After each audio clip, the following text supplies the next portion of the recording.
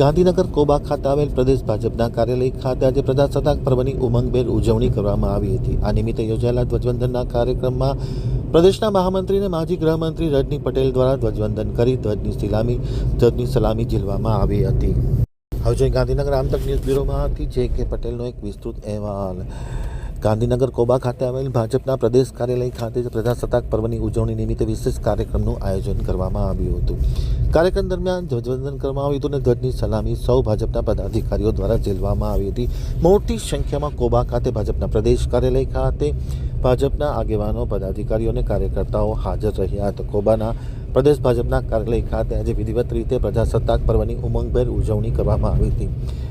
પ્રદેશના મહામંત્રી અને માજી ગૃહમંત્રી રજનીભાઈ પટેલના હસ્તે ધ્વજવંદન કરવામાં આવ્યું હતું, ધ્વજની સલામી ઝીલવામાં આવી હતી। આ પ્રસંગે યોજાયેલા કાર્યક્રમમાં ગોરધનભાઈ ઝડફિયા, ડૉક્ટર ઋત્વિજ પટેલ સહિતના ભાજપના આગેવાનો ખાસ હાજર રહ્યા હતા। તેમની સાથે ગાંધીનગર, અમદાવાદના ભાજપના પદાધિકારી, કાર્યકર્તાઓ અને આગેવાનોએ હાજરી આપી। સૌ કોઈએ ધ્વજવંદન પર્વ નિમિત્તે ધ્વજની સલામી ઝીલી અને ધ્વજવંદનમાં સહભાગી બન્યા હતા। આ પ્રસંગે પ્રદેશ મહામંત્રી અને માજી ગૃહમંત્રી રજની પટેલે ધ્વજવંદન કર્યા બાદ પ્રાસંગિક ઉદ્બોધનમાં ભાજપ સરકાર દ્વારા જે વિકાસનો એજન્ડા છે તેની વિશેષ માહિતી આપી હતી અને સાથોસાથ આ પ્રજાસત્તાક પર્વ ખૂબ જ ઐતિહાસિક છે।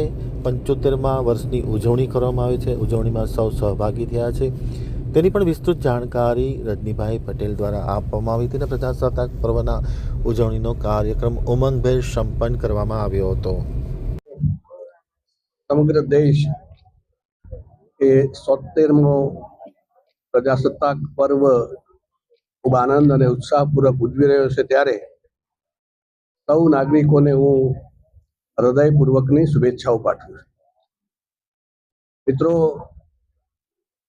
માં ભારતી જ્યારે ગુલામીની જંજીરોમાં જકડાયેલા હતા ત્યારે અનેકોએ પોતાના સર્વસ્વનું સમર્પણ કરીને આ દેશ ગુલામીની જંજીરોમાંથી મુક્ત થાય એના માટેના પ્રયત્નો કર્યા છે, પોતાનું બલિદાન પણ આપ્યું છે।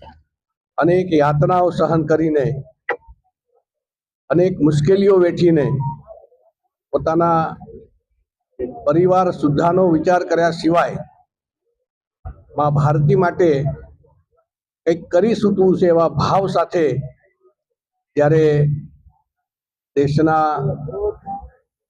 અનેક લોકોએ પોતાનો માર્ગ અલગ હશે, કોઈ ક્રાંતિના માર્ગે, કોઈ અહિંસાના માર્ગે આગળ વધ્યું, પણ બધાનું લક્ષ્ય એક જ હતું કે આ દેશને આઝાદ કરવો।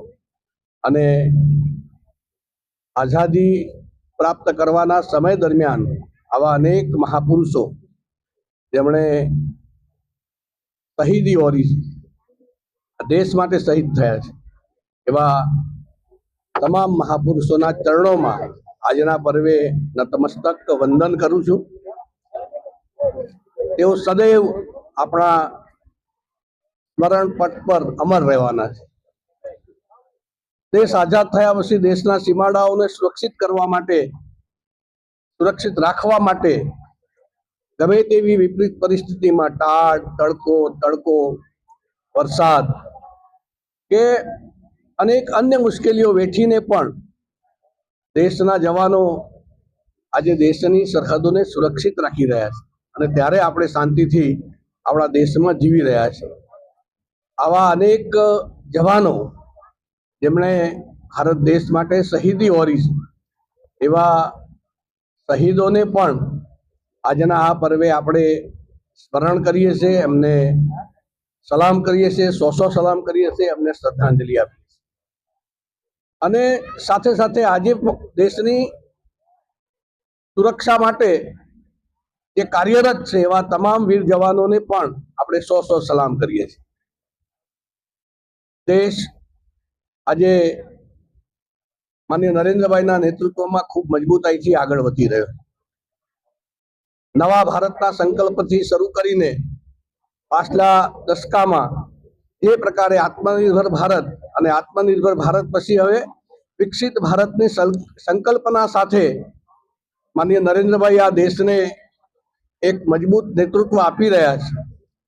જનસામાન્યને આજે માનનીય નરેન્દ્રભાઈમાં વિશ્વાસ છે એ જે પ્રકારે આ દેશને આગળ વધારી રહ્યા છે ચોક્કસ આપણે વિકસિત ભારત થઈને રહીશું.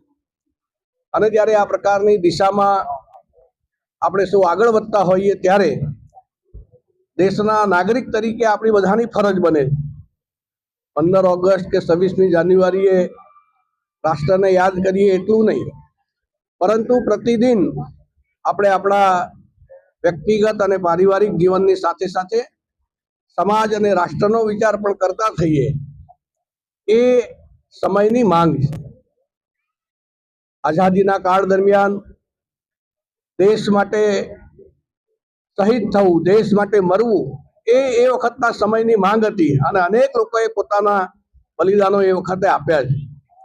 પરંતુ આઝાદીના આટલા વર્ષો પછી દેશ જ્યારે સમગ્ર વિશ્વમાં એક વિકસિત રાષ્ટ્ર તરીકે આગળ વધી રહ્યો હોય ત્યારે દેશ માટે જીવવું એ આપણા બધાની સંકલ્પના હોઈ શકે. દેશ હમેं દેતા હૈ સબ કુછ, હમ ભી તો કુછ દેના સીખે એ ભાવ સાથે પ્રતિદિન આ દેશના વિકાસ માટે મારું યોગદાન શું હોઈ શકે એનું સ્મરણ કરીને આપણે સૌ એમાં આપણા કર્તવ્ય, આપણી ફરજો નિભાવીશું તો ચોક્કસ જે પ્રકારે આપણા મૂલ્યોને જાળવીને, આપણી વિરાસતને જાળવીને, આપણા સાંસ્કૃતિક વારસાને જાળવીને આવનારા સમયમાં આધુનિક ભારતના નિર્માણ માટે માનનીય નરેન્દ્રભાઈ જે પ્રયત્નો કરી રહ્યા છે એમાં આપણે આપણું યોગદાન આપી અને આ દેશને, ભારત વર્ષને સમગ્ર વિશ્વમાં સનાતની મૂલ્યો સાથે મજબૂતાઈથી આગળ વધારીશું, જે સમગ્ર વિશ્વને માર્ગદર્શન કરશે. આવા ભારતના નિર્માણ માટે આપણે સૌ આજે સંકલ્પિત થઈએ અને પ્રતિદિન એને આપણા જીવનમાં ઉતારીએ. સૌનો ખૂબ આભાર. ભારત માતા કી જય.